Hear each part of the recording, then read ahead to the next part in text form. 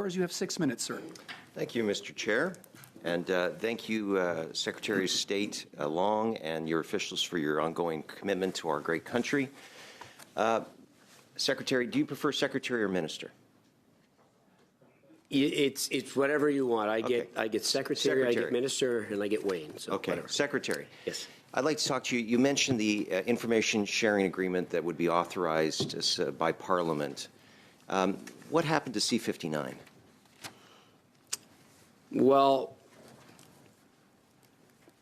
I think for us right now, it's important to look forward and to do what's necessary for it. I was sworn in as secretary on May 13th. I don't believe in looking backwards. I'm glad that you don't believe in looking backwards, Secretary, but just getting to the point, C-59 would have authorized the same thing, and it was killed by the decision by this Prime Minister, Mark Carney, to go to a spring election.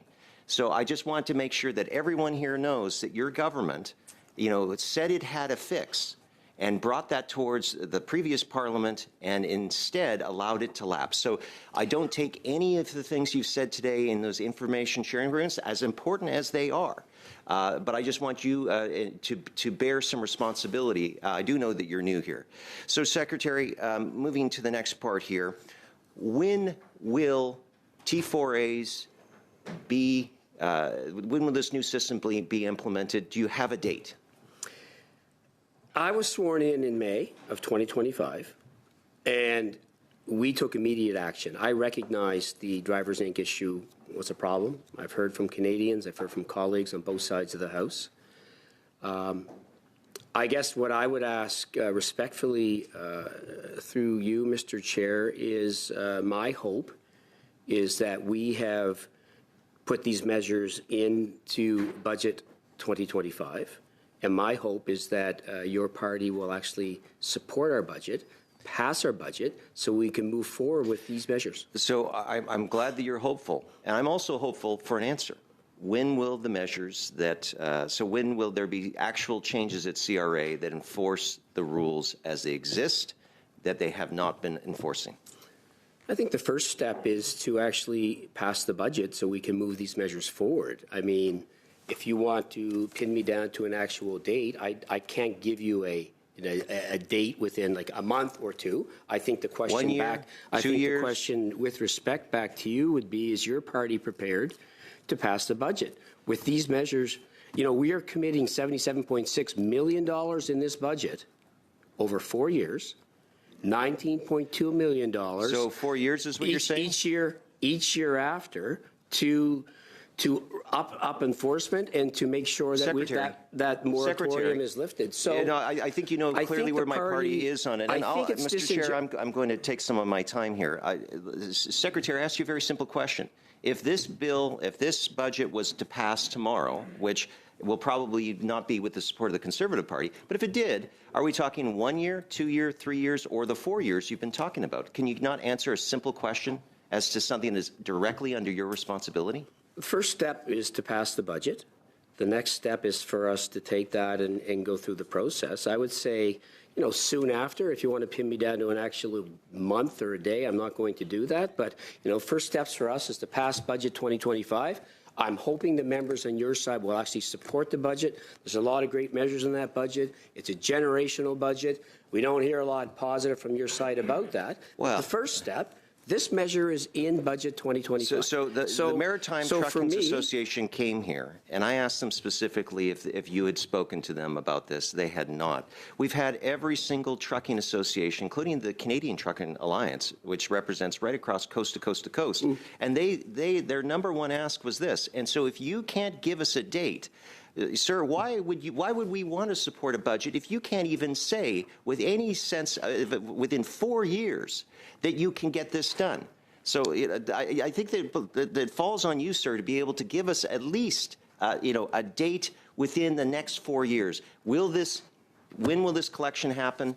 Tell to the Canadian Trucking Alliance and all the trucking firms that came in here when you are going to be doing your job. We are committed to making this happen. step one is to pass the budget, which clearly your party has a lot of hesitation to do, which is puzzling to me, but that's what we see in the other side. I think my record shows that, I have a business background before politics. I'm a man of action. I want results. I believe in accountability. I come from that environment, and we will endeavor to make this happen as soon as we can. I'm really glad that someone knows how to sign the front end of a check and not just the back side. I think it's important in government to have all those perspectives in there. But I will say that if I were looking to hire a firm that can't tell me if they will take my money and not be able to give me a firm date as to when they will actually start working and getting those results, and you give them a 4-year window, I would say that that was not someone I'd want to do business with. Thank you. Thank you very much. Mr. Albus, Thank you, Chair, and thank you, Secretary of State, for being with us today. We've been waiting for you for quite some time. I'd like to start by putting a question to you. The trucking associations came before us in the committee, and outside the committee they've said that for a very long time they've been fighting to get action and some movement from the government when it comes to these discounted truck drivers, if you like. And now you've just announced these famous T4A slips, and for 2 months we've been trying to get you here to talk about these truckers' issues. So I think that it's not really just luck that's meant that you've made this announcement now on T4A, but we put forward 10 proposals to resolve drivers, and can you just choose one of these solutions? Why did you overlook the 9 other possible solutions? And thank you for that. And I also want to congratulate the Bloc. I know this part was one of your solutions that you did propose. We want to move one step at a time. And to us, the first step is to lift the moratorium that came in, I believe it was under the Harper government in 2011, that actually put that moratorium in place. So I believe in basically, taking this one step at a time. And I think that I don't understand. You've said that you're starting with that. That's the first stage. But do you have a plan for the next steps? Can we expect to see more out of the 10 measures? I can refer to some of these examples. One solution was to have joint and automatic audits of any new company in the trucking sector without employees to be carried out by the CRA and the ESDC. And it's not just about information sharing between ESDC and the CRA, but also with the provincial authorities. Is that something that your government is going to commit to do? We will look at different options moving forward. I mean, obviously, there's privacy issues that we want to respect with respect to Canadians, and I'm satisfied that we are taking the right steps right now. And I think the first step is to allocate money in the budget. It's $77.6 million over 4 years. Est-ce que vous convenez que le seul implémentation? Would you agree that you've got the T4A implementation and the budgetary measures? Can you agree that that alone is not going to resolve this driver Inc. issue, or do you think that will be enough to resolve this? I think the witnesses that you've had so far are very supportive of our move in budget 2025. I think the CEO or president of the CTA is very, very supportive and spoke publicly of the moves we're making in budget 2025. And, I live by an adage, to stay still is to go backwards. So we're always going to look for ways to move forward. We're always going to look for ways to improve. And I think that the budget... I understand that they've said that they're in agreement with that. Secretary of State, the 10 measures we proposed, it's not just the Bloc that put these forward, it was the whole of the industry that participated in our press conference and part of our approach. So they were asking for 9 other points, and you haven't made commitments on these other measures. Now, I have another question for you, because you've mentioned there's going to be other budgetary measures to deal with this. That's very good that you now have a bigger budget to work on this file. But if we look at the case of ESDC, Employment and Social Development Company, with 26 million since 2022, there's only 17 administrative penalty sanctions or AMPs that have been imposed. And out of this 17, there's 75% of these have not been paid yet. So what type of result can we expect from you Are we going to get more ambitious results than the ones we've seen so far? I think that I'm very confident and I'm also very comfortable in the work that the CRA is doing. Since 2014, CRA has conducted 45,000 compliance actions related to businesses in the trucking industry, representing a fiscal impact of $1.7 billion. Actually, to come up to 2022, it's done 14,000 compliance actions, fiscal impact of $784 million. And just to deviate a bit, I think that you look at the progress that CRA is making on our 100-day plan with respect to responses for Canadians. I'm very, very confident and comfortable that CRA has the tools it needs. I mean, obviously, it's a work in progress. It's a moving target. Vous dites que vous êtes satisfait du travail qui a été fait, Monsieur le ministre, mais si on regarde le travail qui a été fait, là... You say that you're very satisfied with the work, but if we look at the CRA website and if we look at the list of the different execution orders where there has been legal proceedings for tax fraud in the trucking sector over the last 5 years, can you tell me how many there have actually been? I don't have that number. Moi, j'ai la réponse, Monsieur le ministre. Il y a eu une seule entreprise. I have the answer. There was only one company that has been convicted for tax fraud over the last 5 years. That was in 2021. So 2021, 2022, 23, 24, 25, there has not been anything else. No other company has been convicted for tax fraud in the trucking sector. Do you think that's normal? Secondes, c'est pour ça que j'ai levé ça. Is it okay? You have 10 seconds, sir.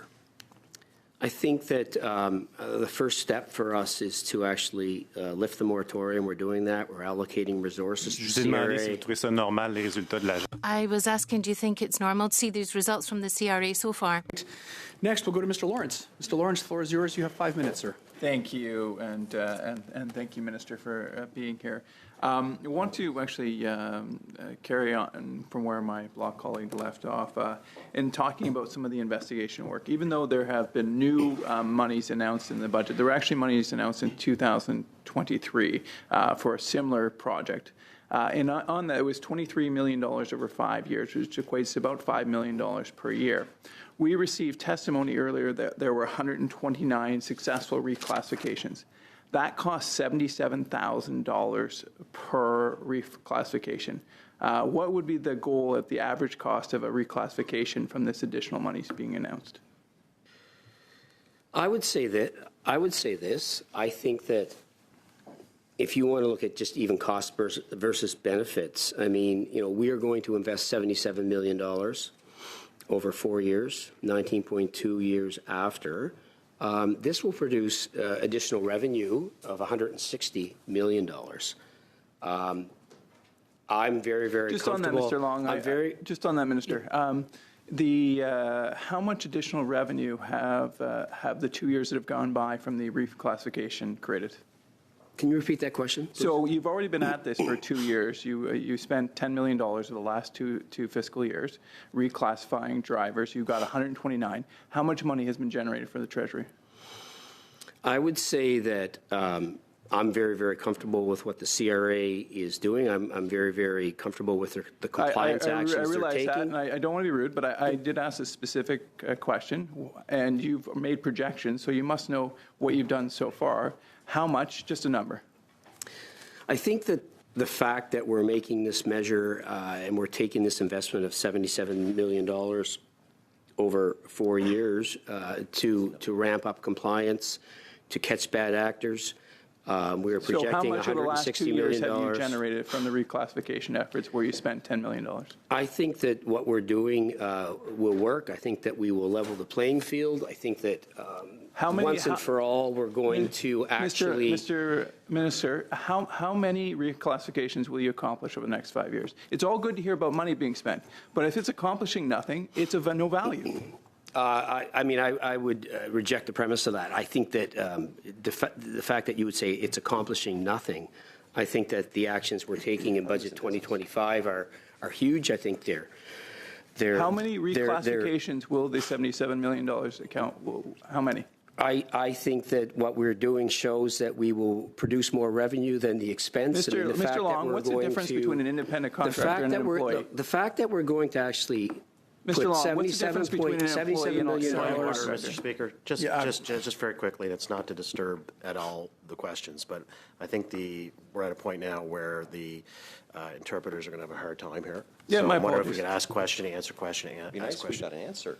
Yeah. Thank you very much. Mr. Lawrence, add 15 seconds on just so that you can ensure that you get responses, but I'd like to ask all members to ensure that we're giving a chance to respond just for the benefit and health of our interpreters. Thank you. So, Minister Long, to you again. What's the difference between an independent contractor and an employee? What's the difference between an independent contractor and an employee? Yep. Okay, I was a small business guy. We used both. I would pay employees. They would deduct. I would. How is a truck driver supposed to know whether he's an independent contractor or an employee if the Secretary of State for CRA doesn't know what it is? Can you repeat that question? What is the difference between an independent contractor and an employee? Okay, an employee is paid through your payroll. Okay, there's deductions taken. Yes. You have. But how staff, are you supposed to? There's a an independent contractor is an independent contractor. He's an independent business person. He can be incorporated. He takes his own deductions. He pays his own salary. The issue's been that T4As haven't been issued. Is that what you mean? What the difference? Like, I'm asking you. So some of these folks are bad actors, but some of them just don't know whether they are an independent contractor or an employee. So what are the distinguishing points between an independent contractor and an employee? Well, once we solve the T4A issue that Stephen Harper put in 2011, independent contractors will get issued a T4A. But they have and the Harper government put a moratorium in 2011 to lift penalties. How much time do you have left? Okay. I'll take the last 25 seconds, Minister, if you're... The issue between an employee and an independent contractor couldn't be more different. So I'll just end here. Thank you, Minister. It is clear that the Minister does not know the difference between an independent contractor and an employee, and yet he's going to be fining business people who, in some cases, are just innocently attempting to run their business to decide whether they are. If the guy who's in charge of the entire department doesn't know, what chance does the truck driver have? Thank you very much, Mr. Lawrence. Thank you, Chair. Thank you, Secretary of State. I've got a first question for you. We've heard from ESDC that there's an issue where companies disappear when auditors appear. They disappear and then they appear under different names, so it's hard to catch them. So that's why I was asking for automatic audits of new companies with 0 employees in trucking.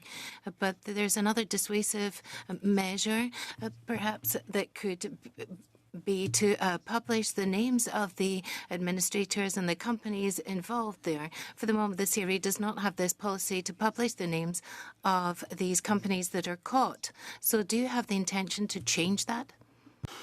There's privacy issues, obviously, that CRA or we would have to respect.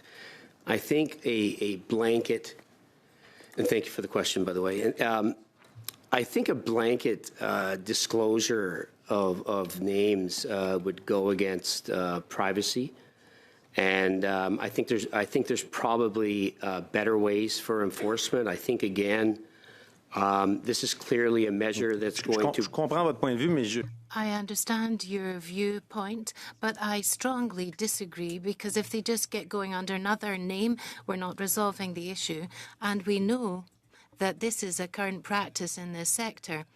Now, Minister, there's one single company that's been declared guilty for tax fraud before the courts in 5 years, just one, and it dates back 5 years. I find that really unacceptable, first of all. And secondly, while the government is twiddling its thumbs, we've lost 1,000 jobs in the trucking sector in Quebec, honest workers who were working honestly in companies that were respecting the law and are finding it hard to survive. I find that unacceptable, and I can't really explain to myself why it's possible that we've got this situation and there's so little action from the government and the authorities if there's no political will behind this. So I'd like to make sure, have you given any political orders to say that there should not be any coercive measures? We're going to, first and foremost pass this budget. We recognize there was an issue. We're addressing the issue. We're putting money in our budget. We're going to, have $77.6 million, 19.2 each year after that for enforcement. I'm very, very confident and comfortable in the ability of the CRA to enforce. Obviously, we're going to respect privacy issues. So there's no heads that are going to roll at all then? We will take Thank this you. one step at a time. Thank you very much, Mr. Secretary. Next, we have Mr. Muse. Mr. Muse, good to have you back at committee. The floor is yours, sir. You have 5 minutes. All right. Thank you. So you've talked about potential fines. You've talked about the the deductions that are being omitted by those that are taking advantage of the system. Sorry, independent. Yeah, go ahead. Sure, we'll use that word. Has CRA quantified at all what that amount of revenue will be that is gained from this change, this new model? Well, I mean, the CRA, we're projecting that it will bring in revenue of $160 million over 4 years. So we're going to invest $77 million to up enforcement, and we believe the numbers we've been working with are $160 million, if that's what you mean. I mean, I think if you want to look at, is that your question, or are you talking about just what's the cost to the economy or what's been lost? What's the actual revenue the government's going to see to the Treasury as a result? Yeah, it'd be $160 million over 4 years. Okay.